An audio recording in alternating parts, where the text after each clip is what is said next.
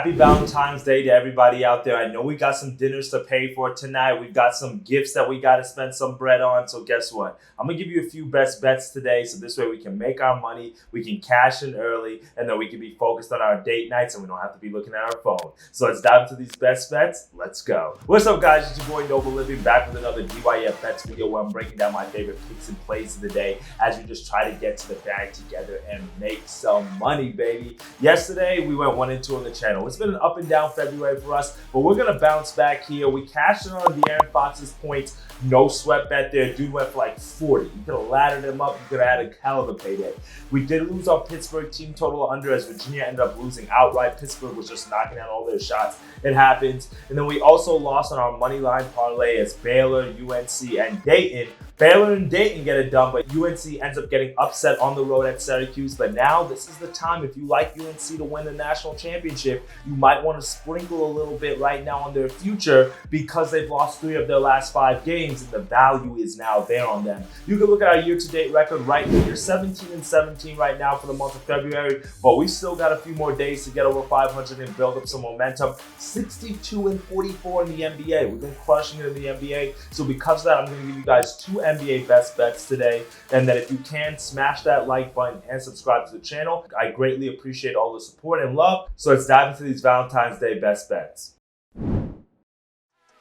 For my first best bet of the day, we're going to go to really a DYF all-star at this point. This is a guy that we've taken several times here on the channel. We took him earlier this week. He cashed in for us. So we're going to run it back today, and we're going to go with Kyle Oubre over 18.5 points, minus 105 odds on BetMGM. Now, make sure you shop around here because I'm seeing a few different lines out there. I guarantee you this line's going to get bumped. Now, if you don't like Kelly Oubre today, then you might have to take Buddy Hield, but you got to take one of the role players for the 76ers because somebody else on this team is going to have to score points besides Tyrese Maxey. Now, we know Tyrese Maxey is a guy who can go off at any point for 50. His line in this matchup is about 27.5 against the Heat, but I think we have to go with one of the other role players to step up, either Kelly Oubre or Buddy Hield. But for me, I'm going Kelly Oubre because of just the form that he's been in, the volume that he's getting from the field, and then also when you look at some of the injuries that the Heat have been dealing with, I just don't really think they have anybody out there who can stop them. Now, injuries is the main reason why we're taking this pick today because on both sides of the ball, the Sixers and this Heat are both dealing with significant amounts of injuries in this matchup.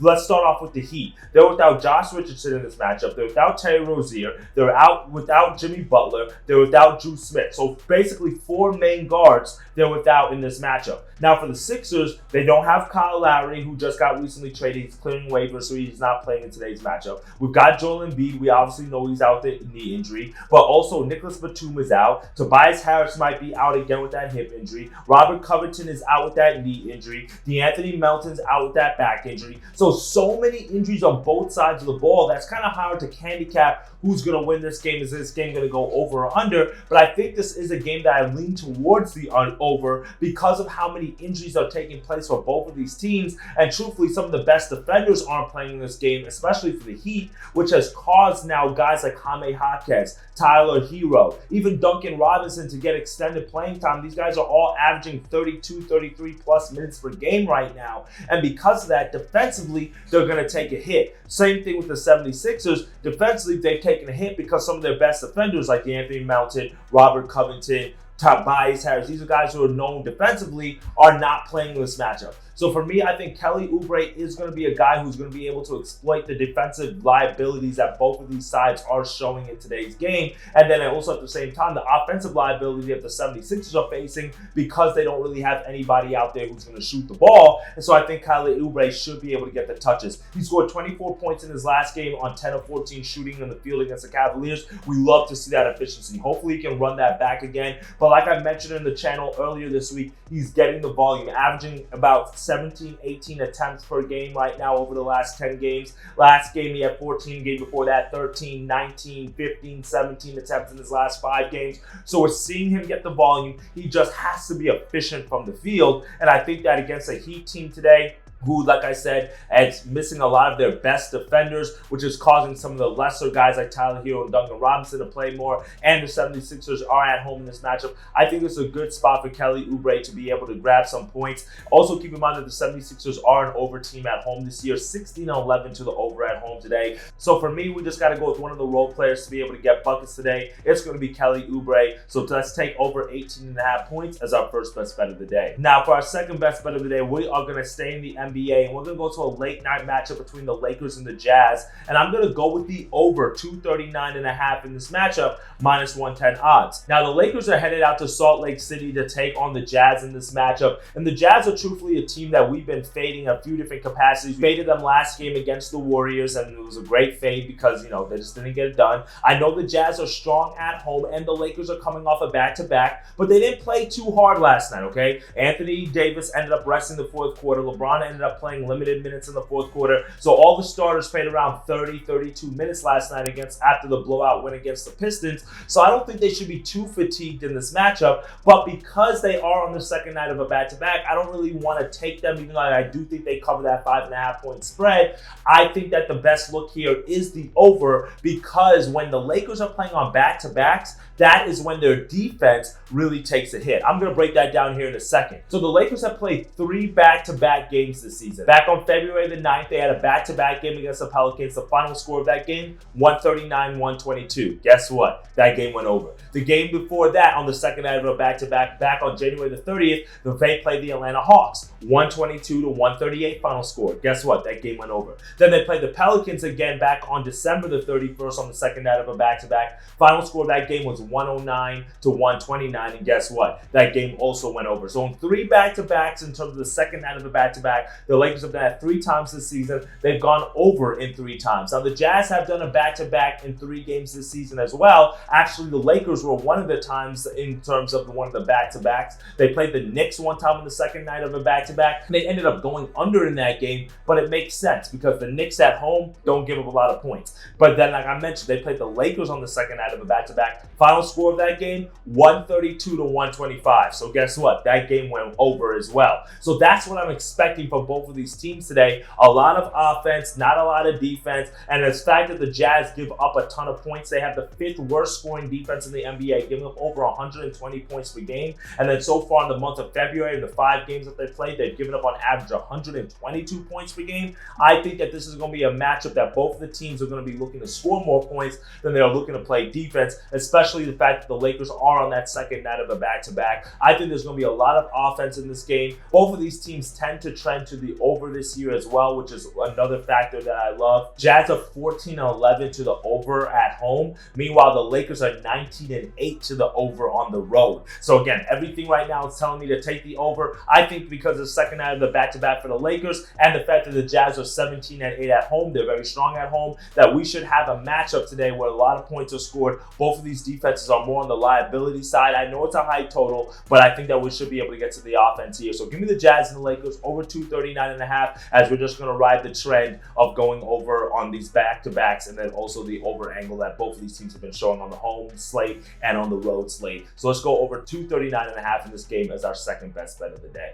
Now for our third and final best bet of the day, we are going to go to the college slate. I know I couldn't help myself. I did have some other NBA plays that I liked, but not all the odds are out right now. Not all the player props are out right now. So if you want some of those other added player props, I'm going to drop in the NBA because we've been killing it in the NBA. So I do want to lean into that a little bit more. Make sure you click the link in the description to join that free Discord group so that way you guys can get some of those added plays for tonight. But my third and final best bet of the day, we're going to go to the Seton Hall Xavier matchup. But Seton Hall is at home against Xavier, and we're going to take Seton Hall minus 2.5, minus 110 odds. Now the odds have already moved pretty significantly in this game as it opened up as a pick'em in favor of Seton Hall. But for me, I think that I agree with the line movement. Seton Hall should win this game. It is a revenge spot for them after losing to Xavier on the road earlier this season. For me, I think Seton Hall should pull out this game. Let's break this matchup down a little bit more. So KenPom actually has this as a 1-point loss for Seton Hall, but I have to disagree with that because, like I mentioned, I like the revenge angle. Back on December the 23rd, Xavier played Seton Hall at Xavier. Seton Hall lost that game 74-54. That was a 20-point loss for Seton Hall. But if you look into the numbers a little bit deeper, Xavier had an amazing game in that that matchup. They shot over 45% from the field in that game, and then over 50% from the three-point line. And then on the flip side, Seton Hall only went 2 of 13 from the three-point line, so that's 13%, and that was really the big difference in the game.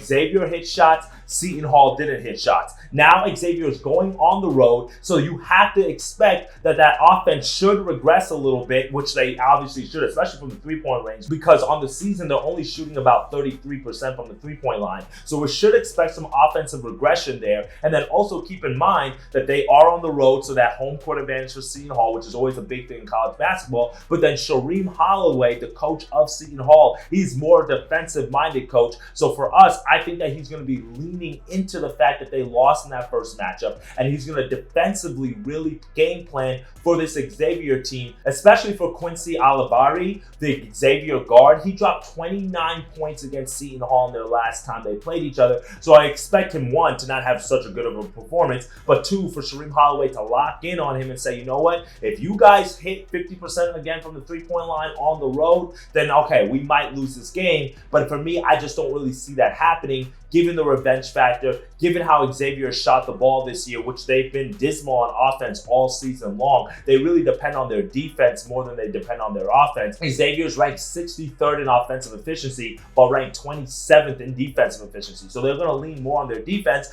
And if this becomes a defensive matchup, I lean towards Seton Hall to really pick up the win here, given the fact that they're at home and the fact that they are the better defensive team. One of the things that Xavier also likes to do is pound the ball inside, because they're not that strong with three-point shooting team, but that is what Seton Hall likes to do defensively. Limit the amount of two-point shots that you hit. They're actually 57th in all of college basketball in two-point percentage on the defensive side, and then also 86th in all of college basketball in effective field goal percentage on the defensive side. So I think this becomes more of a defensive matchup, and I have to lean with Seton Hall here because they're on the revenge factor. And then I also forgot to mention that 20-point loss against Xavier that came after they just upset UConn, which was the only conference loss that UConn's had so far this year. That was when Seton Hall beat them at home. That was the next game after. So that was a big letdown spot for Seton Hall as well. Situational for me, everything today is leaning Seton Hall, just like in the last time they met up. Situationally, everything was saying Xavier. So for me in this matchup, we have to go with what the situation says. Even though KenPom has this as a loss for Seton Hall, I do think that they pull out the win here. Xavier has struggled on the road in Big East play. They've lost to Connecticut on the road. They've lost to Creighton on the road. They've lost to Villanova on the road. And then Villanova just smacked Seton Hall in their last game by like 20 points. So again, I think this is a bounce back angle for Seton Hall today. I do agree with the line movement, but I think you can wait for us to grab this one live, because they should give a few buckets at some point in the game, beat down by a few points where you can get this at plus money, or at the original like minus 110 on the money line, which the line originally came out at. Well, that's it for me today, my friends. 3 best bets, 3 winners that are headed to your way on this Valentine's Day slate. Give me Kelly Oubre over 18.5 points. Give me the Lakers and the Jazz over 239.5 as a late night play. And then give me Seton Hall in the college basketball slate to pick up the W and also cover that 2.5 point spread. Those are the best bets here on this Valentine's Day. If you want more picks and plays and more winners, click the link in the description. Join the free Discord group where I'll add some more player props and some more plays as we get some more lines that drop throughout the day. All right, my friends, appreciate all the love and support. Please be safe out there tonight, and don't be on your phone at the dinner table. Give your girl, your significant other, your undivided attention tonight, and then we'll be celebrating a winning day tomorrow, and we'll be back with more winners. All right, I'll see y'all tomorrow. Dictate your fate, and let's get to that channel. Later, gang.